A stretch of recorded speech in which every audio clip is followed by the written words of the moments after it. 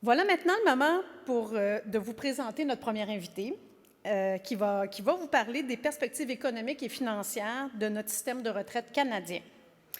Ces dernières années, notre système de retraite a connu de grandes modifications. Souvenez-vous de la grande campagne que le mouvement syndical et les mouvements de la société civile a menée concernant la bonification du régime de rente du Québec.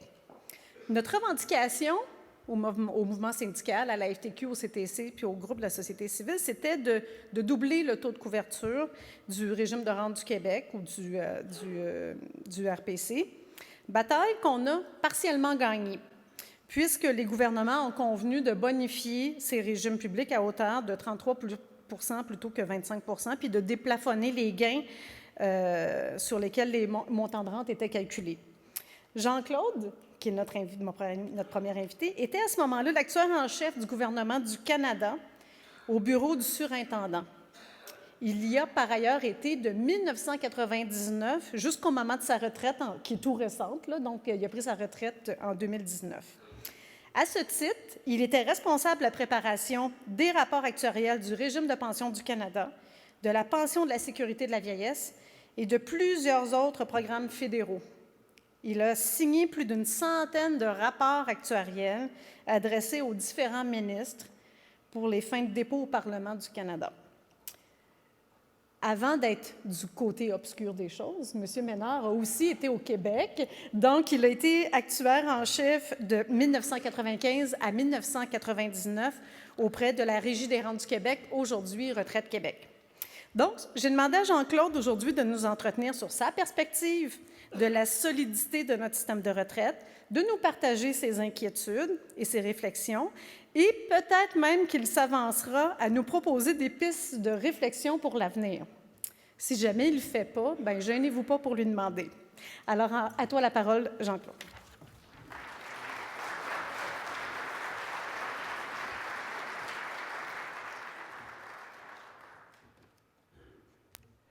Bonjour Marie-Josée, bonjour à tous et je voudrais tout d'abord remercier Marie-Josée No pour son invitation à venir vous adresser la parole aujourd'hui.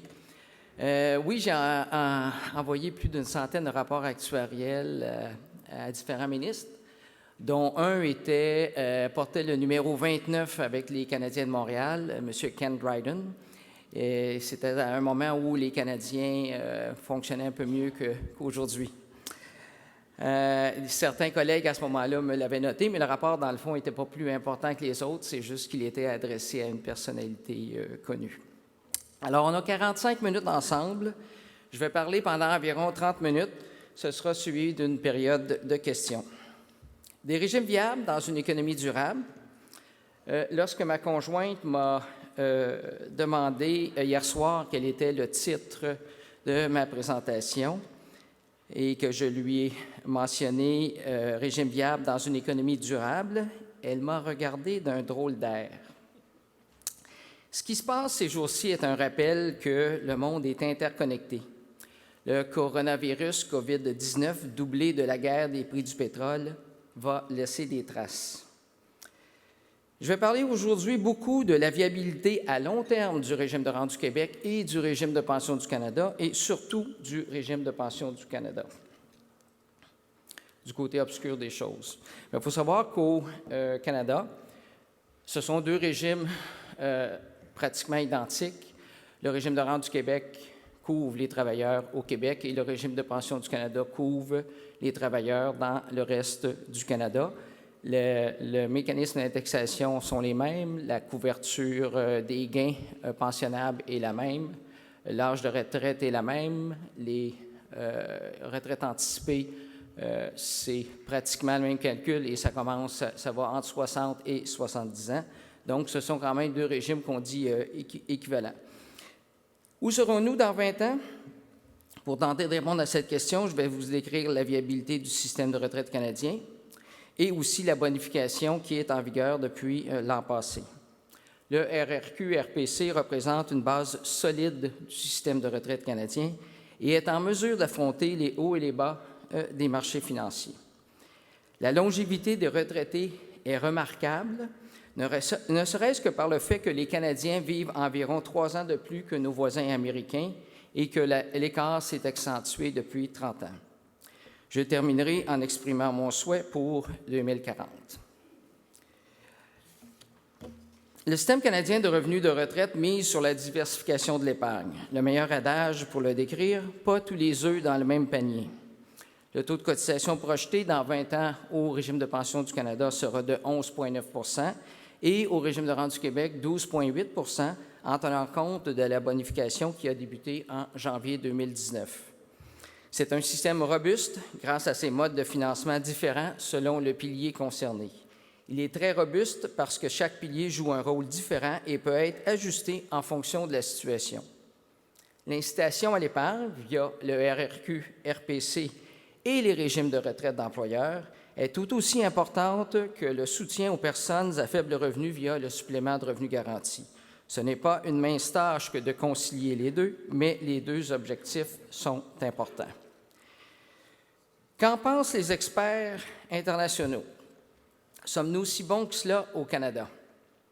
Ici, j'utilise la publication Melbourne Mercer Global Pension Index pour expliquer mon propos.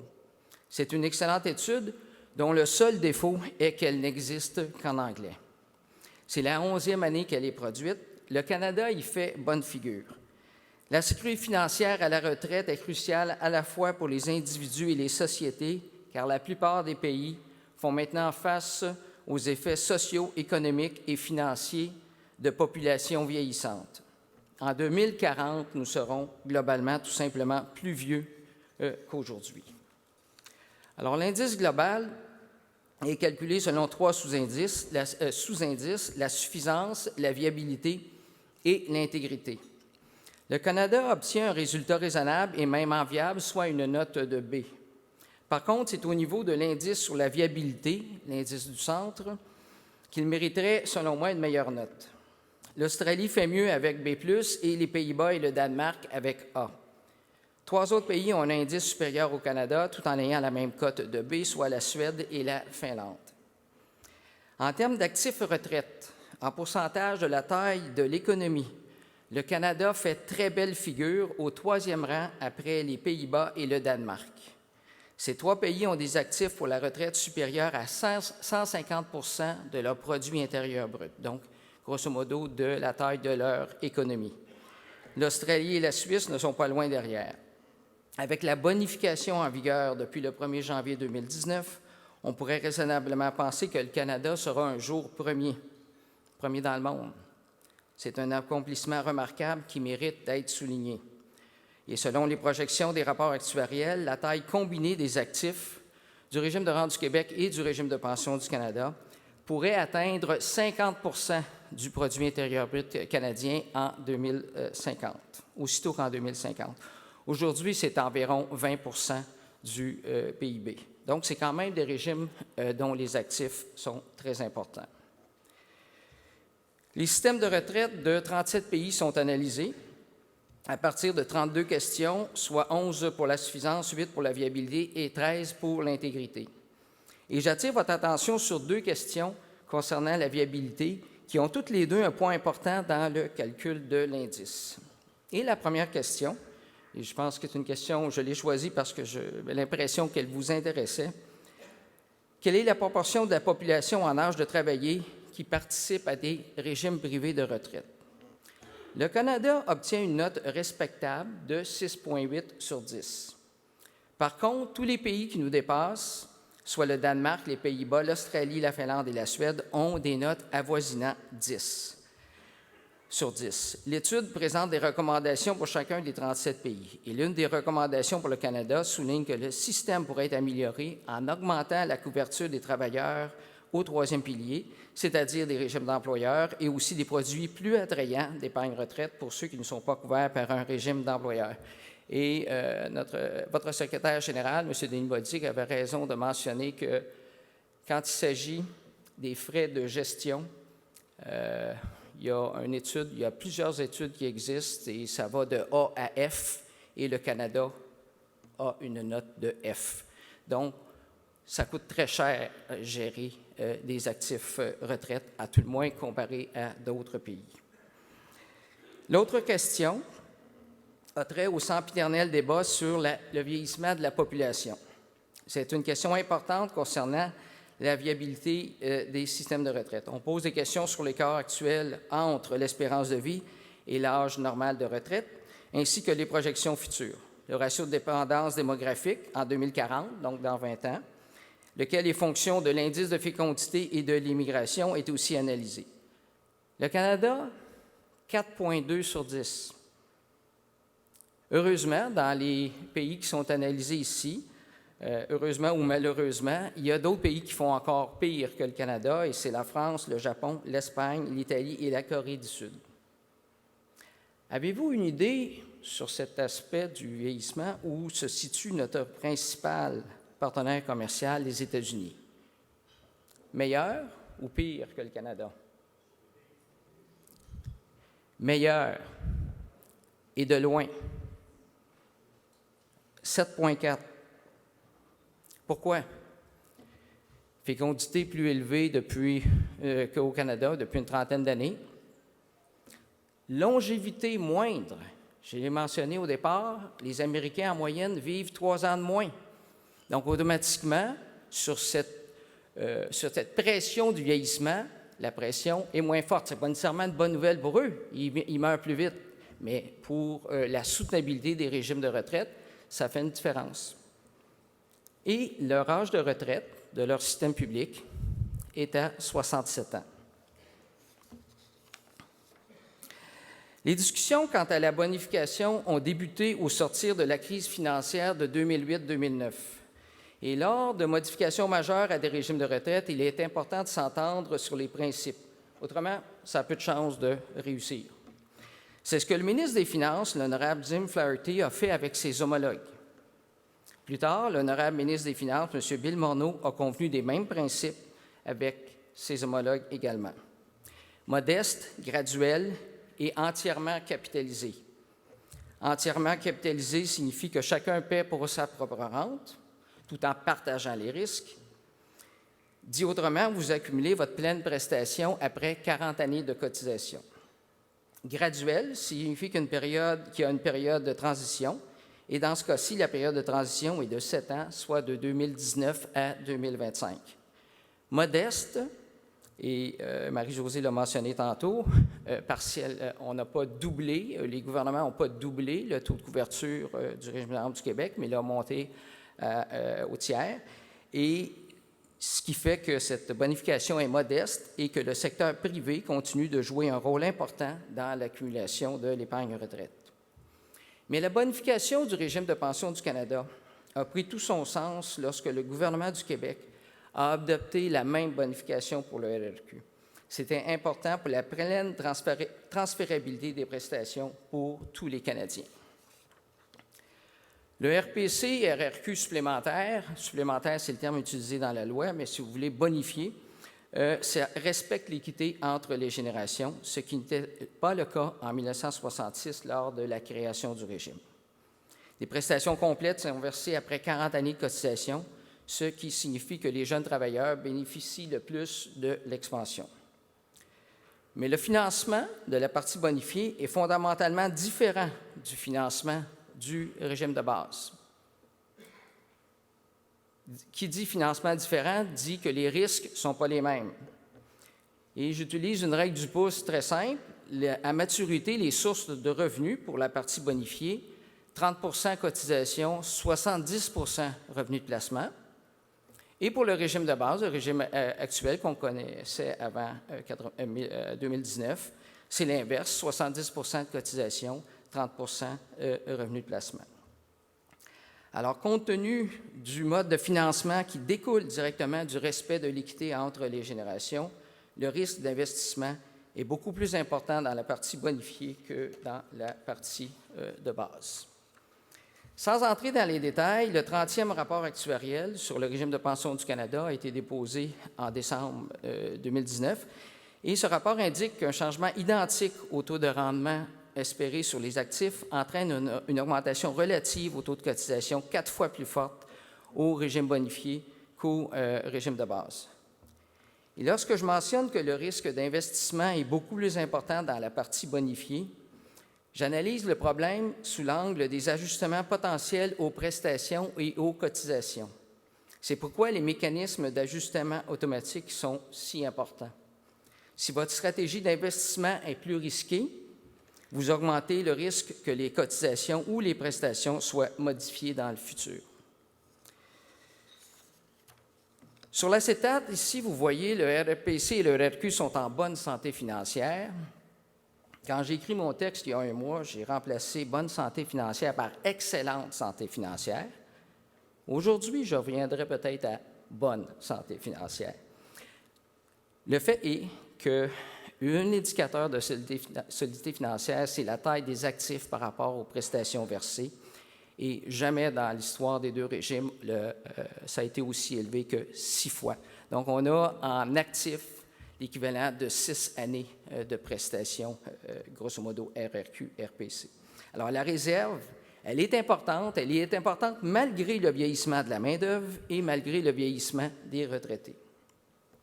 Qui plus est, pour le régime de pension du Canada, les mécanismes de gouvernance sont pleinement effectifs et les ministres des Finances rendent des comptes à tous les 3 ans depuis 1997.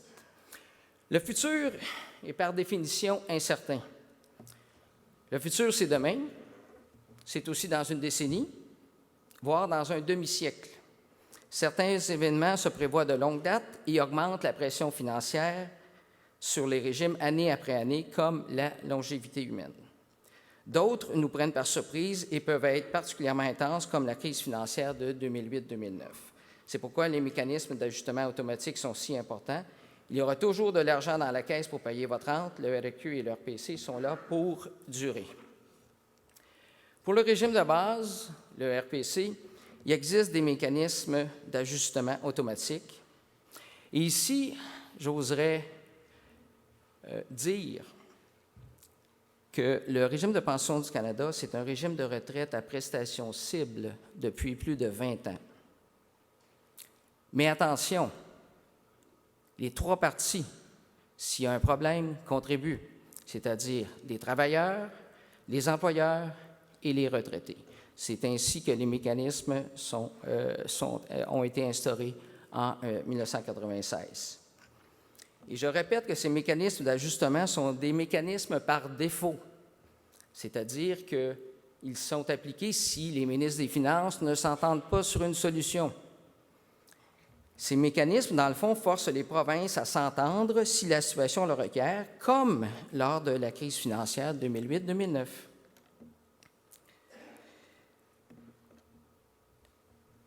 Il y a maintenant, pour la partie bonifiée, aussi un règlement qui ont été rendus publics en octobre 2018 et ils seront en vigueur lorsqu'un nombre suffisant de provinces auront envoyé leur consentement au gouvernement fédéral. Le processus est actuellement en cours. Je répète, les mécanismes d'ajustement automatique sont appliqués en dernier recours seulement si les ministres des Finances ne prennent aucune mesure au sujet de l'écart constaté entre le taux de cotisation de la loi. Et dans ce cas-ci, pour le régime supplémentaire, je parle du taux de cotisation de 2 et 8 s'il y a un écart trop important par rapport, si le taux calculé par l'actuaire est très important, l'écart est très important par rapport au taux de la loi. Ce sont des mesures par défaut. 3 objectifs sont visés par les règlements à venir. Empêcher à la fois la sous-capitalisation et la surcapitalisation. Assurer la stabilité des taux de cotisation, réduire le risque de diminution des prestations et ou de hausse des taux de cotisation à l'avenir.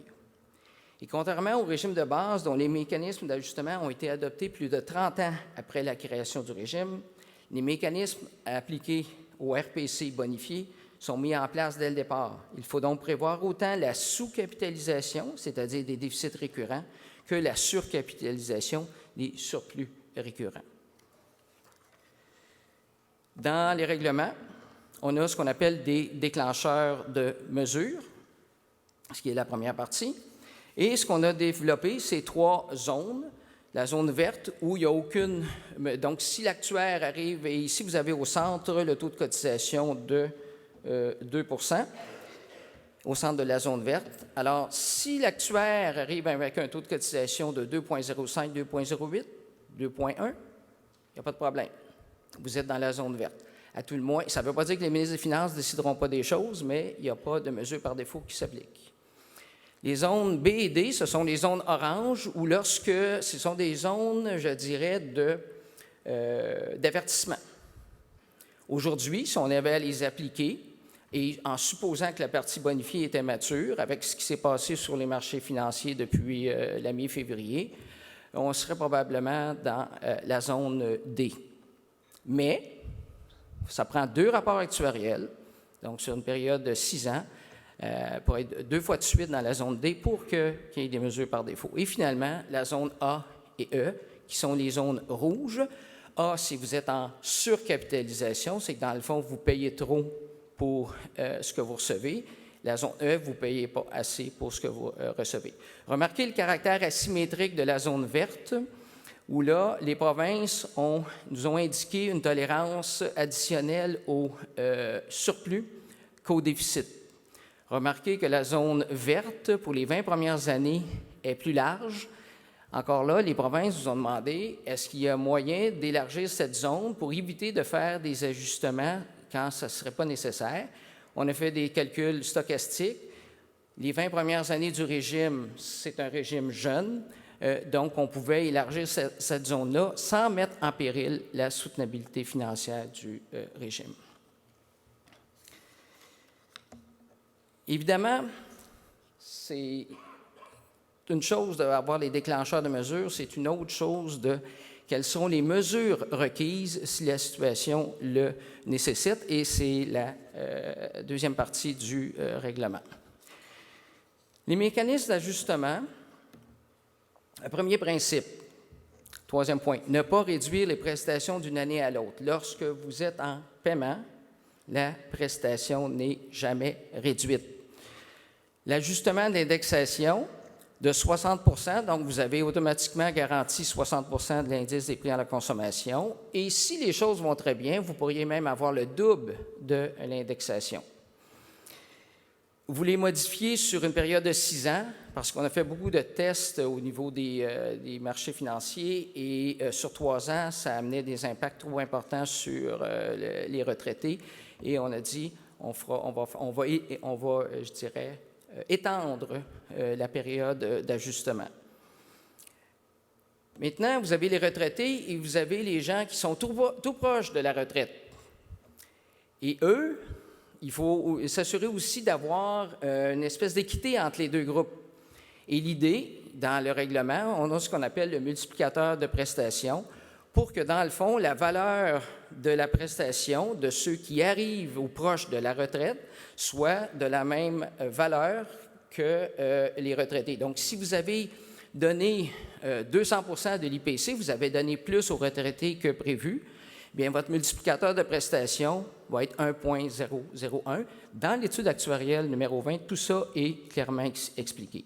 Le troisième point, c'est que oui, il pourrait y avoir une augmentation des taux de cotisation dans le cas d'un déficit important. Si on regarde ce qui s'est passé depuis 2 semaines, effectivement, cette partie-là s'appliquerait également.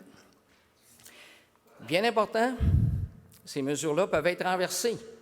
Parce qu'on s'en va dans le futur, 75 ans, on peut être 2 décennies avec des surplus, suivi de 2 décennies avec des déficits.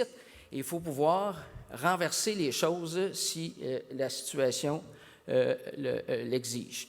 Et c'est ce qui a compliqué beaucoup l'écriture des règlements. Une question, Marie-Josée, il me reste combien de temps? OK. Parce que je vois un chiffre ici qui me perturbe, mais je vais continuer. Ici, vous avez sur cette... OK, parfait. 15 minutes incluant la période de questions? Ah, OK. Donc, ici, ce que vous avez devant vous, c'est un exemple de 4 générations de retraités, John, Anne, Pierre et Maya. Et dans l'étude actuarielle, tout ça est bien indiqué et vous montre comment chaque génération de retraités, leur valeur de prestation bouge. On a pris un exemple simple, la ligne bleue du centre, tout va bien. L'expérience est proche des hypothèses de l'actuaire et l'appréciation augmente de 2 % par année. La ligne verte, vous avez des rendements exceptionnels et à ce moment-là, ce que vous faites, vous indexez les prestations plus que l'indice des prix à la consommation. Et en 2054, qu'est-ce qui se passe? Les choses vont continuer de bien aller, mais pas énormément mieux. Donc là, vous redonnez l'inflation, 2 %, et en 2063 arrive un crack, vous redéfaisez ce que vous avez donné auparavant. Et la ligne pointillée rouge, c'est carrément l'inverse, où vous commencez avec une période de déficit et vous terminez avec une période de surplus. Dans le rapport actuariel sur le régime de pension du Canada, une multitude de tests de sensibilité sont produits dans le but de montrer l'impact sur le taux de cotisation. Et ici, j'en cite seulement deux. Le premier, c'est que dans le régime de base, dans le rapport actuariel, la politique de placement est 70 % actions, 30 % revenus fixes. La politique actuelle de l'Office d'investissement du régime de pension du Canada est plus 85-15, qui est quand même une politique assez risquée. Le test ici, il y a une probabilité de 6 % qu'il y ait une perte nominale cumulative de 10 % sur 3 ans, donc la période entre deux rapports actuariels. Qu'est-ce que ça signifie? Ça signifie que vous partez avec 100 milliards et 3 ans plus tard, vous vous retrouvez avec 90 milliards. Il y a une probabilité seulement de 6 %. Si ça se produit, le taux de cotisation minimum calculé par l'actuaire passe de 9,7 à 10,2. Mais remarquez aussi la probabilité qui est à 14 % si le portefeuille est complètement investi en actions. Dans le régime supplémentaire, la partie bonifiée, il y a un test en 2048 et la politique de placement, dans ce cas-ci, c'est 50 % actions, 50 % revenus fixes. Vous avez une probabilité de 80 % d'être dans la zone verte, aucun changement requis. 1 %, donc c'est très faible, d'être dans la zone rouge, et 13 % d'être en surplus.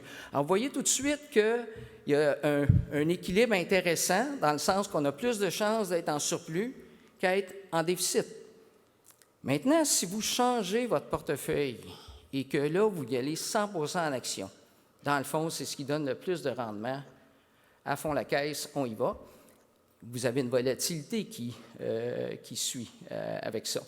Là, votre probabilité d'être dans la zone verte est seulement 57 % et votre probabilité d'être en surplus augmente à 26 %, donc de 13 à 26, mais celle d'être en déficit passe de 1 à 16 %.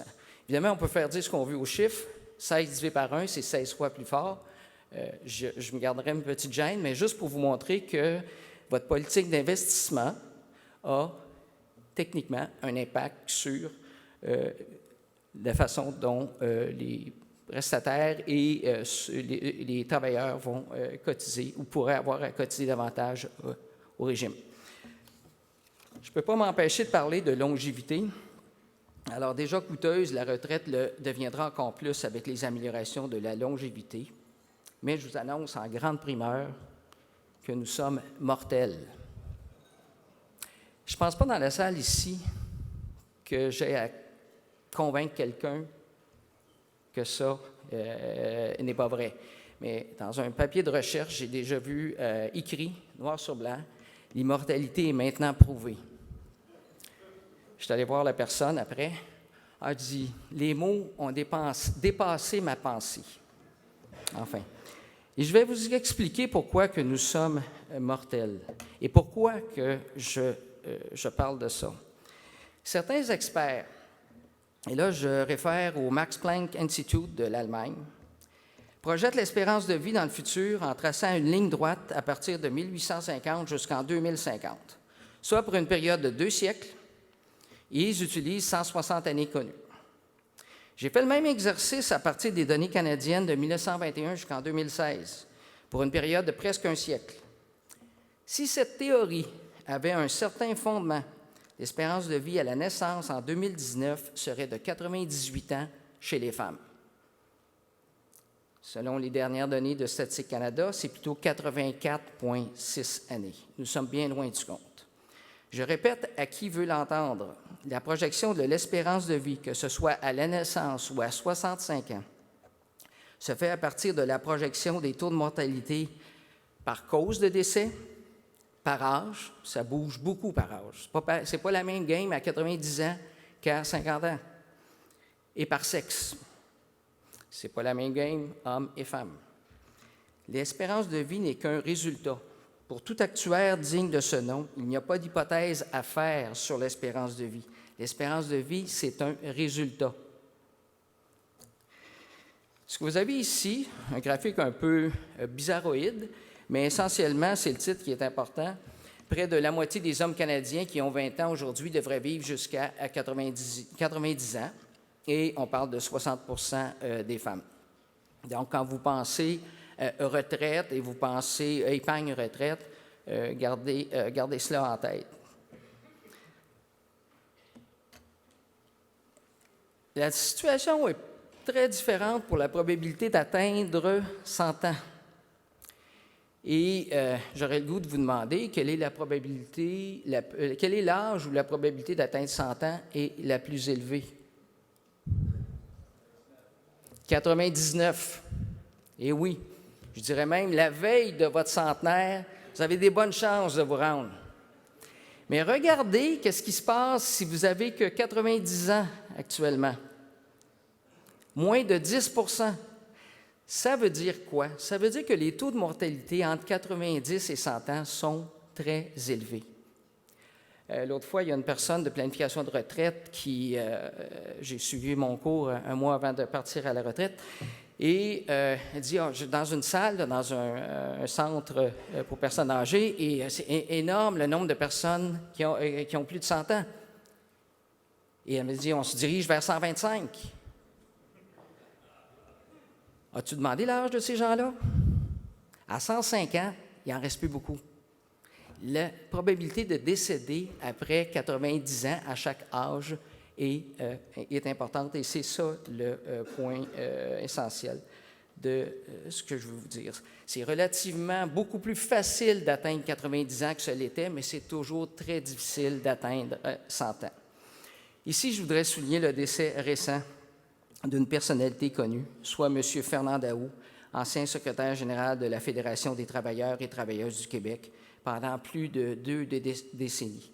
Il avait 93 ans au moment de son décès, ce qui est bien au-delà de la moyenne chez les hommes. Un homme remarquable. Mon souhait pour 2040, que la couverture des régimes d'employeurs augmente, bien entendu, que la sévérité de la crise financière de 2008-2009 ne se reproduise jamais. Et cette crise financière-là s'est étendue sur une plus longue période que 2-3 semaines. Alors, attendons de voir. Que les mécanismes d'ajustement au RPC ne soient jamais appliqués, sauf en cas de surplus pour la partie bonifiée. Que les changements climatiques ne deviennent pas l'apocalypse que certains prédisent. Et que le système canadien de retraite à 3 piliers demeure efficient. Et le système peut demeurer efficient s'il continue à remplir les fonctions suivantes. Et ici, j'ai distingué viabilité financière et viabilité sociale. Et l'un ne va pas sans l'autre. La viabilité sociale est tout aussi importante que la viabilité financière. Les 4 critères pour la viabilité financière, c'est l'incitation à l'épargne retraite et au maintien dans la population active. Et ça se fait naturellement. Depuis 1996, si vous regardez les taux d'activité des 55 ans et plus, la tendance s'est inversée et il y a de plus en plus de travailleurs expérimentés sur le marché du travail. Un coût économique raisonnable. Une fois qu'on a fixé les problèmes de sous-financement du régime de rente du Québec, régime de pension du Canada en 98-99, la pension de sécurité de vieillesse n'est quand même pas si coûteuse par rapport au produit intérieur brut canadien. C'est la façon de le mesurer.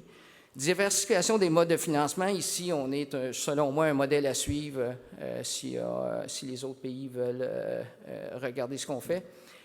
Diversification des sources de revenus de retraite. Le premier critère, c'est toujours, et je suis bien content de voir que M. Bolduc, votre secrétaire général, le mentionnait, la réduction de la pauvreté chez les personnes âgées.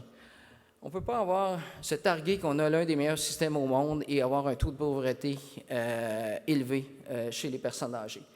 À cet égard, et je l'ai déjà mentionné à David Knox, qui est l'auteur de l'étude australienne, l'Australie figure très bien. Malheureusement, leur taux de pauvreté chez les personnes âgées est très élevé. Alors pour moi, ce n'est pas nécessairement un modèle à suivre. Réduction des inégalités de revenus, ce n'est pas simple. M. Bolduc a mentionné en particulier l'égalité la plus importante, évidemment, hommes-femmes. Le maintien du niveau de vie à la retraite, et là-dessus, dans l'étude d'ailleurs internationale, un des éléments qui inquiétait les gens, c'est l'endettement des ménages canadiens. Alors, sur ce, je vous remercie de votre attention et je suis disponible pour les questions.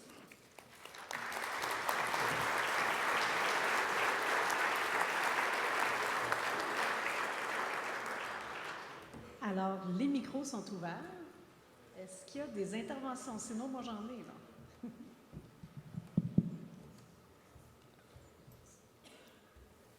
Des interventions? Oui, il y en a une ici. On va dire que c'est le micro 1. Michel? Oui, Michel Lisée, personne invitée. Vous avez parlé de la viabilité sociale des régimes publics, mais j'ai été étonné parce que vous avez beaucoup insisté sur la bonification du RPC et RRQ. Oui. Mais dans les faits, le fait que la pension de vieillesse et le supplément sont seulement indexés au coût de la vie fait en sorte que, par exemple, dans 20 ans, le taux de remplacement à 65 ans pour une personne à salaire moyen qui n'a que ces revenus-là va être plus faible qu'aujourd'hui. Et donc, la bonification de 25 à 33 % va se trouver à être pratiquement complètement annulée par le fait que la pension de vieillesse et le supplément ne sont pas indexés au salaire moyen, mais au prix. Alors, et comme en plus, vous étiez l'actuaire qui faisait les évaluations de ces deux régimes-là, pension de vieillesse et supplément, et qu'on sait qu'ils sont relativement peu coûteux, comment ça se fait que cet enjeu-là n'est pas davantage soulevé? Parce que ça affecte l'intégrité du système, particulièrement pour l'objectif de réduction de la pauvreté. Excellente question. Et je vais y aller avec la théorie du verre à moitié vide, à moitié plein. Et je vais commencer par séparer le supplément de revenu garanti et la pension de sécurité de vieillesse.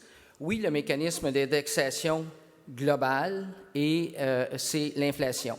Dans une économie qui va bien, et c'est le cas au Canada, vous regardez, les salaires augmentent plus vite que l'inflation, donc le mécanisme d'indexation du régime de rente du Québec, c'est en fonction des salaires entre le début de votre carrière et le moment de la retraite, et par la suite, c'est l'inflation.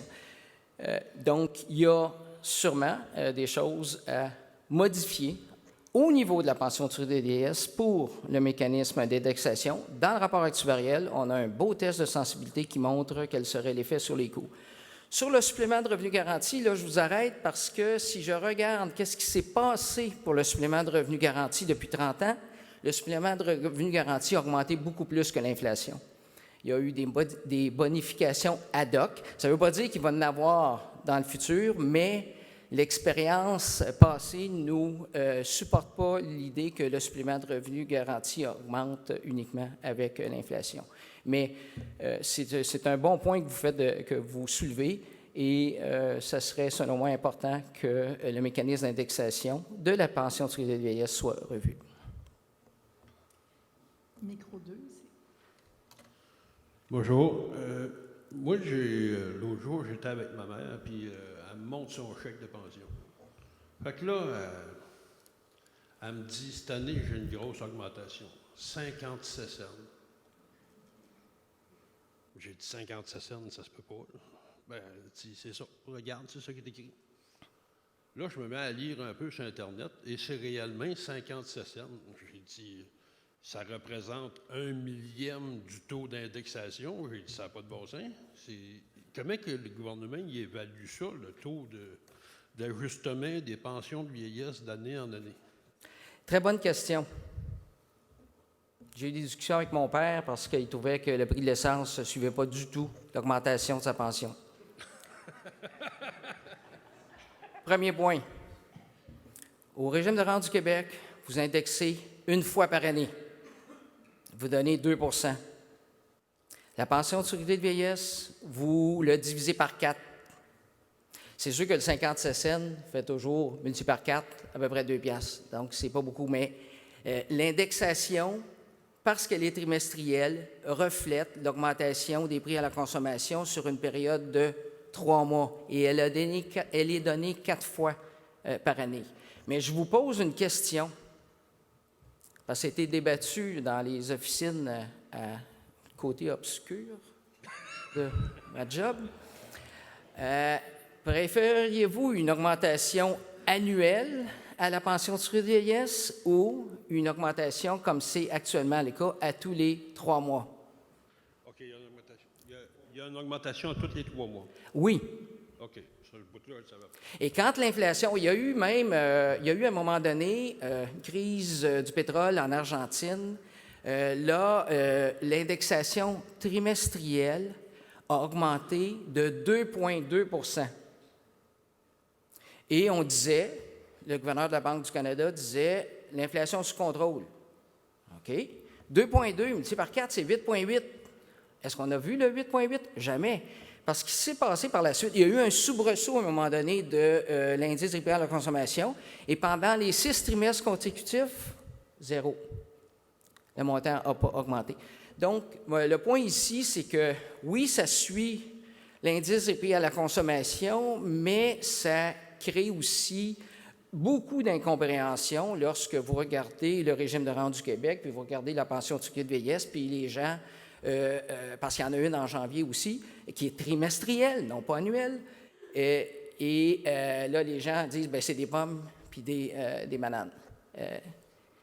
Merci. À la pause, oui, merci. À la pause, j'aimerais savoir si vous préférez une indexation annuelle ou trimestrielle. Prochaine question. Bonjour. J'aimerais savoir qu'est-ce qui rentre dans le calcul de l'indexation. Qu'est-ce qui rentre, puis qu'est-ce qui ne rentre pas dans le calcul de l'indexation, puis pourquoi je sois là? Pourquoi on enlève des choses et d'un côté? C'est une excellente question et je vais être obligé de vous dire que je n'ai pas la compétence pour y répondre. Mais par contre, Statistique Canada l'a. Et vous avez tous les ingrédients qui rentrent dans la consommation. Il y a un des éléments les plus difficiles, c'est la substitution des biens. Vous pouvez, lorsque la technologie évolue rapidement, avoir un bien qui n'est plus le même qu'auparavant. Et une des difficultés de Statistique Canada, c'est le fameux basket, le fameux panier. Qu'est-ce qui rentre là-dedans et quand est-ce que j'enlève un produit qui est désuet. Parce que si j'ai un écran cathodique ou une TV profonde de même, peut-être que c'est plus le temps de l'avoir dans le basket. Je parodie parce que c'est sûr que ce n'est plus là, mais tout est bien indiqué. Et au niveau des actions de la Banque centrale, évidemment, il y a 2 indices. Il y a l'indice de base qui inclut tout et l'autre qui traite du pétrole et de certains éléments volatiles qui ne sont pas pris en considération parce qu'il y a trop de fluctuations. Mais essentiellement, la pension est calculée en fonction des calculs de Statistique Canada sur l'indice des prix à la consommation. Je vois personne. Ah, Yves. Oui. Bonjour, Yves Guérette, Unifor 299. Je vous écoutais parler tantôt, le régime de pension du Canada, la Régie des rentes est sain. On n'a pas. Et pourquoi qu'on nous parle qu'on veut monter l'âge de la retraite encore à 67 ans? Puis si notre régime est sain au Canada, là, dire pourquoi qu'on veut monter l'âge de la retraite? Puis on dit, ce qu'on voyait aux États-Unis, bien, l'âge de la retraite, tu l'utilises moins longtemps. Mais au Canada, notre régime est sain et viable. Et là, on commence à nous parler encore que Legault commence à parler peut-être de voir à hausser l'âge de la retraite à 67 ans. C'est quoi? C'est parce qu'il y a un manque de main-d'œuvre ou bien non? Moi, j'ai pour mon dire, si les gens partent à la retraite à 65, ils partent, mais s'ils veulent continuer, ils peuvent continuer. Pourquoi enlever ces revenus-là aux gens qui partent à la retraite? J'ai 2 réponses. La première, c'est une question de culture dans la société. Le seul pays de l'OCDE qui n'a jamais baissé son âge de retraite à 65 ans, c'est la Norvège. Ils ont demeuré à 67 ans. Et c'est pourtant l'un des pays les plus riches sur la planète. Donc, ce n'était pas une question de soutenabilité. Ils ont décidé longtemps. Parce que dans les années 50, l'âge de retraite était, pour la plupart des pays de l'OCDE, 70 ans. Et la plupart l'ont baissé à 65, sauf la Norvège, 67. Maintenant, sur la question de les régimes sont en bonne santé, oui, les régimes sont en bonne santé. Est-ce une question de soutenabilité financière? Non. Par contre, c'est sûr que ça pourrait coûter moins cher, mais l'idée là-dedans, surtout si on veut faire à l'Institut canadien des actuaires, c'est d'augmenter, d'une façon simple, d'augmenter les revenus de retraite. Je commentais un papier qui va être publié bientôt. Pour l'instant, il n'existe qu'en anglais, mais la stratégie, c'est que si vous avez une épargne, remettons que vous avez 100 000 dans un REER, qui n'est pas d'ailleurs, même si on dit que c'est le montant médian, c'est pas tout le monde qui a 100 000 dans son REER. Mais il serait plus rentable de l'encaisser de 65 à 70 ans et de demander votre rente à 70 ans. Et vous auriez à ce moment-là exactement le même revenu et il serait davantage garanti. Mais actuellement, ce n'est pas une question de viabilité. Merci Yves pour ta question. Moi, j'en aurais peut-être une petite dernière. Oui, Marie-Josée. Est-ce que c'est la question qui tue? C'est pas la question qui tue. Pas du tout, mais tu sais, quand tu parles, tantôt, tu as beaucoup parlé des mécanismes de stabilisation dans le régime supplémentaire. Donc, c'est vraiment ce qui a été adopté pour le régime de pension du Canada. Tu as qualifié ça de régime à prestations cibles. Chez nous, je te le dis tout de suite, Jean-Pierre, régime à prestations cibles, c'est pas trop sexy. Là, on n'aime pas beaucoup l'idée. Est-ce que Retraite Québec ou le gouvernement du Québec va s'inspirer de ce qui s'est passé dans le reste du Canada comme mécanisme de stabilisation pour notre régime ici? J'espère. J'ai chez nous un dossier sur les régimes à prestations cibles épais de même. Épais comme ça parce que un régime à prestations cibles, c'est tout, puis c'est rien. C'est-à-dire que cette notion-là est tellement galvaudée à gauche et à droite que j'ai tiqué, oui, lorsque le secrétaire général, mais avec raison, mentionne que l'employeur n'est plus à risque du tout. On peut faire des régimes à prestations cibles intelligents. Et l'Ontario Teachers Pension Plan, c'est un régime très généreux pour les professeurs de l'Ontario. Et ils ont appliqué des mécanismes qui, grâce au rendement récent des 5 dernières années, ils ont tout redéfait ce qu'ils avaient fait. Ça, c'est une façon intelligente, selon moi, d'appliquer des régimes à prestations cibles. Un régime à prestations cibles, c'est pas de dire le risque est à un endroit puis je le dump ailleurs. C'est de le partager, tout simplement. Et ce qui est dans le régime de pension du Canada, c'est un partage de risque. Merci beaucoup. Je ne vois pas personne d'autre au micro, alors vraiment, merci. Je te remercie, Jean-Pierre, de tes propos. Jean-Claude.